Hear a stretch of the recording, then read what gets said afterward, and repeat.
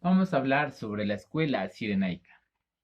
De ella nació el hedonismo, escuela de la filosofía fundada en el siglo V a.C. por Aristipo de Cirene, discípulo de Sócrates. Según esta, el único criterio de la verdad se halla en las emociones internas. Para ello no existe ningún dios. Incluso terminaron por negarle se ocupaban fundamentalmente de las cuestiones de la ética.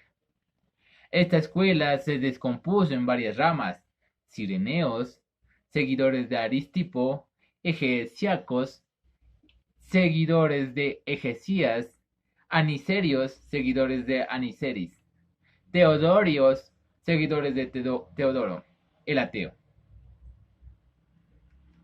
Fundador de don Aristipo de Cirene, que predicaba como bien supremo el placer. Cualquiera decía: claro, me hago a la escuela cirenaica. Pero no va por ahí la cosa. Consiste en que el placer nos debe dominar, sino nosotros a él. El hombre tiene que ser el dueño de sí, no debe pues apasionarse, sino disfrutar de la vida, sin tener que caer en las pasiones. El placer para los cirenaicos es lo que es permanente y duradero, moderado y no arrebatador. Es decir, la impresión agradable, contemplar la naturaleza, meditar, leer, crear, disfrutar la música, el teatro, la poesía, las artes, el placer apasionado, lo que todos estaban esperando quizás tal vez que llegáramos a este punto, es que se produce por las bajas pasiones. Se cambia fácilmente en algo desagradable. O sea, que el hombre debe buscar el placer como ser racional, no como animal.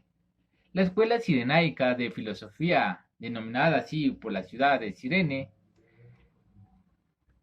nos dice que generalmente esta escuela deriva de sus doctrinas de Sócrates, por un lado, y del sofista Protágoras, por el otro, de Sócrates, por una tergiversación de la doctrina de que la felicidad es el sumo bien. Derivó la doctrina de la supremacía del placer, mientras que de Protágoras adoptó su teoría relativista del conocimiento Aristipo, floreciendo en el año 400 a.C. Seguidores a su hija Areta y a su nieto Aristipo el joven, los cirenaicos comenzaron su indagación sobre la filosofía, co- coincidiendo, es relativo, es verdadero, decían, con Protágoras, en que todo conocimiento es relativo.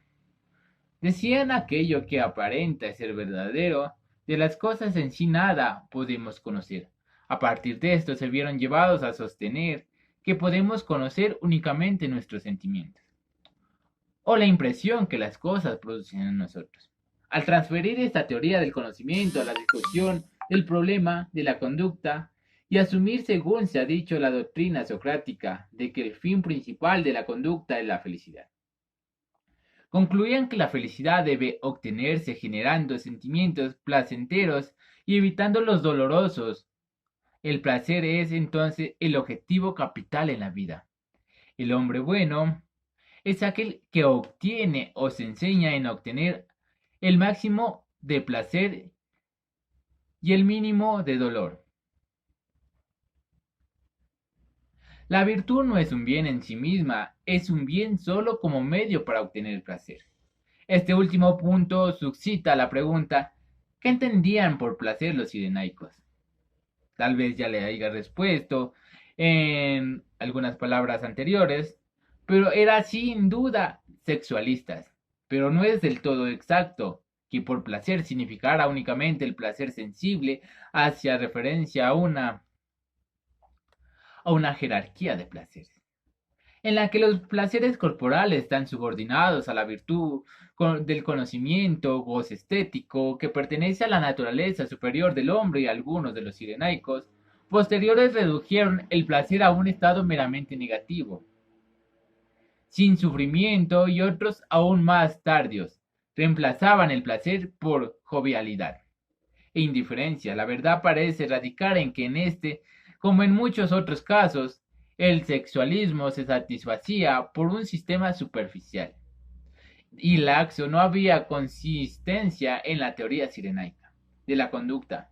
Probablemente no se buscaba ninguna. En verdad que a pesar del ejemplo de los fundadores de la escuela, los sirenaicos posteriores cayeron muy por debajo de lo que se esperaba de los filósofos. Incluso en Grecia y su doctrina devino un mero conjunto de máximas para justificar el modo de vida indolente de hombres, cuyo fin supremo en la vida era un pasar placentero.